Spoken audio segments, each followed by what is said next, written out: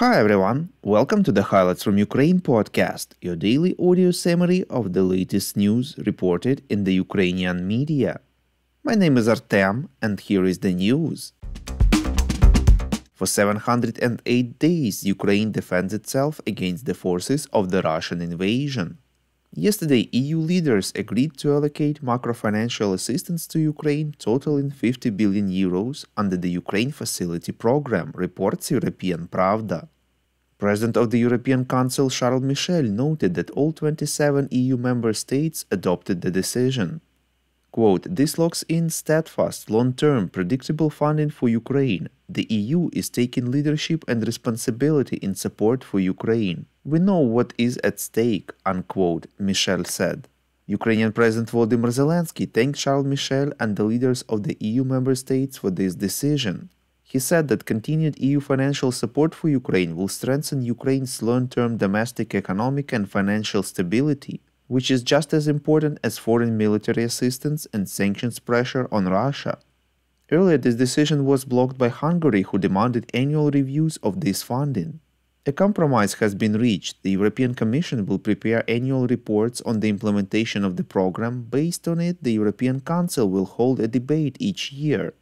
It is reported that decisions of the Council of the European Union will be adopted by a qualified majority vote for the adoption and amendment of the program, as well as for the approval and suspension of payments based on the relevant assessments and proposals of the European Commission.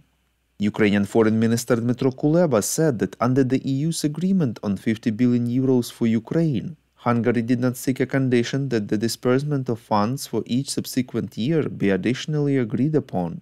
Thus, it won't be able to veto the support. At the same time, Hungarian Prime Minister Viktor Orban said that he got what he wanted, and EU funds allocated earlier for Hungary but later frozen due to lack of reforms and democracy issues in the country will not be used to help Ukraine. Orban reiterated his position on the war in Ukraine. Ceasefire and peace talks are needed. In his evening video address, President of Ukraine Volodymyr Zelensky said that the program is planned for 4 years, and he expects that in the first 2 years Ukraine will receive 18 billion euros each. First Deputy Prime Minister and Minister of Economy Yulia Sviridenko wrote in her blog that Ukraine expects to receive the first tranche of 4.5 billion euros from the EU in March. Sviridenko referred to the approval of the Ukraine Facility decision in the European Council as a powerful signal. The next step will be to define the final terms of the program through a trialogue involving the European Council, the European Commission, and the European Parliament. The final regulation is expected to be adopted by the European Parliament during the plenary session scheduled for 26-29 of February 2024. Support under the Ukraine Facility Program will be provided quarterly based on the fulfillment of specified criteria outlined in the plan for implementing the envisaged reforms.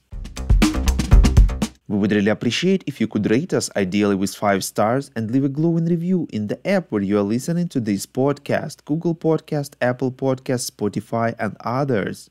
This way more people would learn about the podcast and truth about Russia's invasion of Ukraine.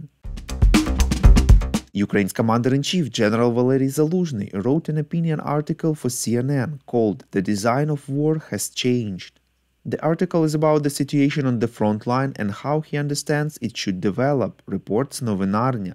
According to the general, whatever remarkable advances there have been in the fields of aviation, missile technology, and space-based assets, for instance, the concept of victory remains unchanged: to destroy the enemy and to capture or liberate territory. Quote, "It is well known by now that the central driver of this war is the development of unmanned weapons systems. They are proliferating at a breathtaking pace, and the scope of their applications grows ever wider," unquote, wrote the Commander-in-Chief. He outlined the challenges Ukraine is facing now: reduction in military support from key allies, exhaustion of partners' stocks of missiles, air defense interceptors and ammunition for artillery, as well as inability to quickly boost up production. Developments in the Middle East have distracted international attention, and Russia might seek to provoke further conflicts elsewhere. The weakness of the international sanctions regime means Russia, in partnership with certain others, is still able to deploy its military-industrial complex in pursuit of a war of attrition against Ukraine. Russia's advantage in mobilizing human resources and how that compares with the inability of state institutions in Ukraine to improve the manpower levels of the armed forces without the use of unpopular measures. The general stress that in 2024 Ukraine must focus on creating a system to provide the armed forces with high-tech assets, introducing a new philosophy of training and warfare which takes account of restrictions in assets and how they can be deployed, and mastering new combat capabilities as soon as possible. Defense intelligence of Ukraine informed that its unit managed to destroy the guided missile corvette Ivanovets, part of Russia's Black Sea Fleet, reports RBK Ukraine. The warship was attacked by a drone while it was on the roadstead of Lake Donuslav in temporarily occupied Crimea.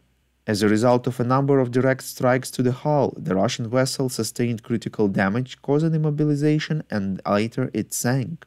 The defense intelligence noted that the value of the vessel lost is approximately 60 to 70 million US dollars. According to early reports, the search and rescue operation of the Russian occupiers in Donuslav was unsuccessful. According to the Ukrainian Navy, the loss of the guided missile corvette is a significant one for the Russians because there are only 3 such corvettes in service in the Russian Black Sea Fleet, reports Ukrainska Pravda. 2 French volunteers killed, 3 wounded in Berislav, Kherson Oblast due to Russian attack with drones, reports LBUA. Member of the local office of their organization was wounded as well. Thank you for listening to the Highlights from Ukraine podcast. We are a commercial initiative of just 2 people and we need your help to grow.